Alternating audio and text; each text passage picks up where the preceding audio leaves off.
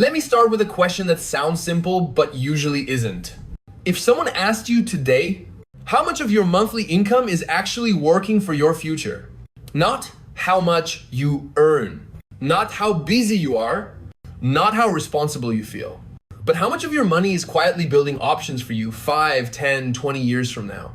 Most people pause at that question, not because they're careless, but because they've never been taught to think this way. Let's take a fairly normal situation. You're in your late 20 seconds or early 30 seconds. You live in the US, the UK, Germany, France, somewhere with a stable job market and high living costs. You earn the equivalent of about $60,000 a year. After taxes, that's roughly $3,600 a month hitting your bank account. From there, the math feels familiar. Rent or mortgage, $1,400. Car payment or transport, $400. Student loan or EMI, $300. Groceries, utilities, phone, internet, $500. Credit cards, subscriptions, small treats, $400. By the end of the month, maybe $600 is left. On a good month, nothing about this looks reckless. In fact, this looks responsible by modern standards. And yet, this is where many people quietly get stuck for decades. The mistake isn't overspending in a dramatic way. It's something subtler.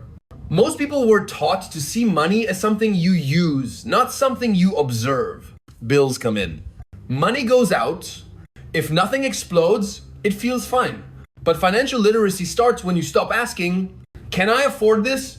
and start asking, "What is this decision training me to normalize?" Because money habits don't just affect your bank balance. They shape your default expectations of life. Habit 1, watching money like a system, not a scorecard. Financially literate people don't obsess over every dollar. They watch patterns. They notice that every month, without consciously deciding, $300 disappears on convenience, delivery, rides, subscriptions, upgrades. That's not a budgeting failure. That's a behavioral signal. Over a year, $300 a month is $3,600. Over 10 years, that's $36,000 before growth. The habit here isn't cutting it out. It's noticing it without emotion. Awareness always comes before change. Most people don't look closely because looking feels judgmental. There's a quiet fear that if they really understand their numbers, they'll have to give something up. Financially literate people understand something different. Clarity doesn't force sacrifice. Clarity gives you choice. Habit 2, understanding net income, not gross identity. A common trap, especially among professionals, is identifying with gross salary. I make 70K. I earn 6 figures. But your financial life doesn't run on headlines. It runs on net income. If $1,200 a month never reaches you because of taxes, insurance, retirement deductions, you don't have that money. Financially literate people mentally downgrade their lifestyle to what actually arrives. Not pessimistically. Realistically, this keeps expectations aligned with reality and reduces stress without reducing income. Habit 3, seeing debt as time already sold. Debt is often discussed emotionally. Good debt, bad debt, shame, pride. Financially literate people view it differently. They see debt as future hours already spent. A $500 monthly car payment isn't about the car. It's about committing 6 future workdays every month before your life even begins. This doesn't mean never borrowing. It means understanding the trade before signing. That $500 car payment over 5 years is $30,000. If instead, $250 of that went toward investing at a modest 7%, over 20 years, that single habit compounds into over $130,000. Same income, same intelligence, different default behavior. Habit 4, separating lifestyle from identity. Many people think lifestyle reflects success. Financially literate people know lifestyle reflects cash flow choices. The pressure to look stable is strongest in middle-income environments where everyone appears fine but few are truly secure.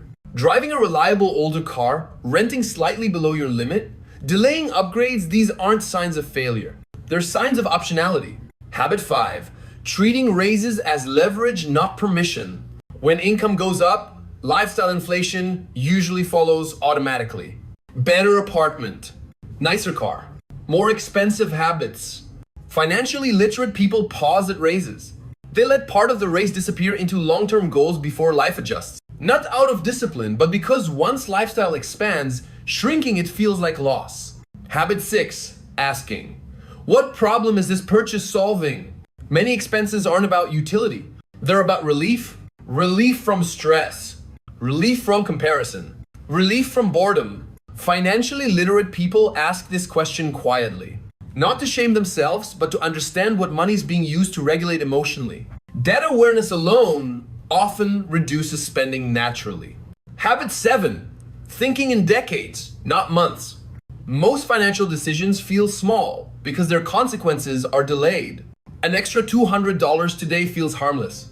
Over 30 years, consistently redirected, it becomes independence. Financial literacy isn't forecasting perfectly. It's zooming out just enough to see trajectory. A bit oitu, valuing calm over optimization. Finally, financially literate people don't chase perfect strategies. They value calm systems. Simple investing, predictable expenses, low mental load. Because wealth grows best in boring environments. If there's one thing to take from this, it's not to overhaul your life.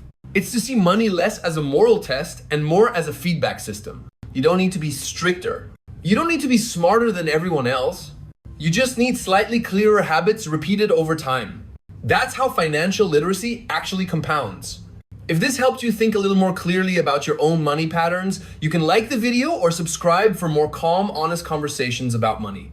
Nothing flashy, just perspective.